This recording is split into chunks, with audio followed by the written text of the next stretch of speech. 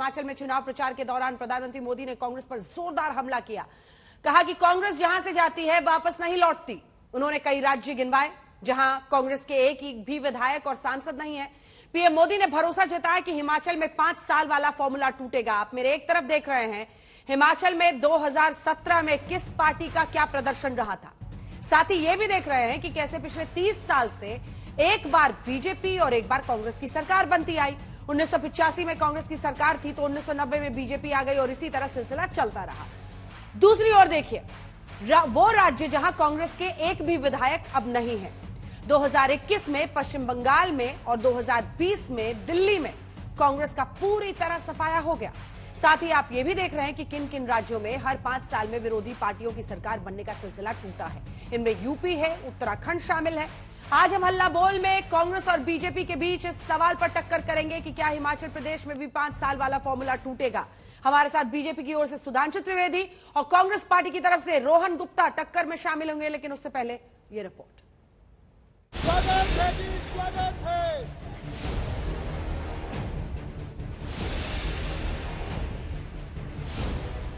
विधानसभा चुनाव की सियासी खींचतान के बीच कांग्रेस के किए इस ट्वीट को देखिए। पोस्टर के जरिए प्रधानमंत्री मोदी पर हमला किया गया है। लिखा है ये गुजरात, ये वैक्सीन, ये दिन और रात मैंने बनाए हैं। दरअसल कांग्रेस अच्छी तरह जानती है कि दोनों राज्यों में मोदी ही सबसे बड़ी चुनौती है, इसीलिए पार्टी सीधा टारगेट पर निशाना लगा रही है। उधर मोदी कह रहे हैं कि लोग कांग्रेस से इस कदर नाराज हैं, एक बार पार्टी को सत्ता से बाहर कर दिया तो कर दिया। कांग्रेस का इतिहास क्या है और लोगों का कांग्रेस के प्रति गुस्सा कितना है। एक बार सरकार से गई तो फिर उसका वापस लौटना ही मुश्किल होता है। पीएम मोदी ने हिमाचल प्रदेश में चुनाव प्रचार खत्म होने से एक दिन पहले 2 रैलियां की और लोगों से भरोसा लिया कि राज्य की सियासी रवायत टूटेगी, कांग्रेस नहीं आएगी और दोबारा बीजेपी सत्ता में लौटेगी। इस बार उत्तराखंड के लोगों ने भी पुरानी परंपरा को बदलते हुए बीजेपी को ही दोबारा बिठाया। यूपी में भी 40 साल बाद ऐसा हुआ है जब कोई पार्टी फिर से जीत करके पूर्ण बहुमत के साथ लगातार दूसरी बार सरकार में वापस आई। पीएम मोदी ने एक एक कर कांग्रेस से लोगों की नाराजगी की वजह भी गिनवाई। आज जहां कांग्रेस की सरकारें बची हैं, गिन गिन करके 2 ही सरकारें बची हैं, वहां से खबरें आपस में झगड़े की ही खबरें रहती हैं।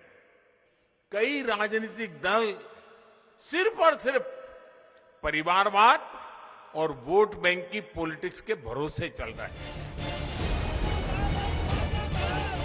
प्रधानमंत्री मोदी हिमाचल में थे, जहां से बड़ी तादाद में लोग सेना में भर्ती होते हैं। शायद यही वजह है कि उन्होंने सर्जिकल स्ट्राइक और सेना पर सवालों को लेकर भी कांग्रेस को खूब घेरा। यही कांग्रेस है जिसके नेता आर्मी चीफ का अपमान करते हैं, फौज के लोगों की तुलना गुंडों से करते हैं। यही कांग्रेस है जिसके नेता सर्जिकल स्ट्राइक पर सवाल उठाते हैं, हमारे वीर बेटे बेटियों के शौर्य को कटघरे में खड़ा करते हैं।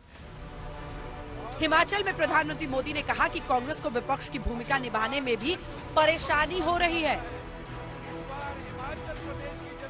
जो विपक्ष तक का काम जिम्मेवारी नहीं से निभा सकते, विपक्ष के नाते आपके सवालों को लेकर के जो हिलते भी नहीं है, वे सरकार में आने के बाद आपके लिए क्या करेंगे भाइयों। उधर कांग्रेस अध्यक्ष ने भी हिमाचल में प्रचार किया।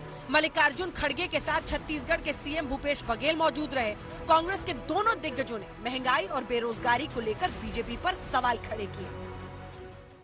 अरे आप सामान्य जनता को नौकरी नहीं दिला सकते।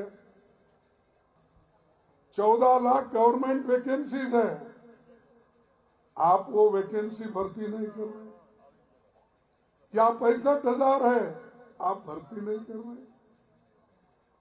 और सर्टिफिकेट प्रधानमंत्री बांटते हैं 70-75 हजार लोगों का।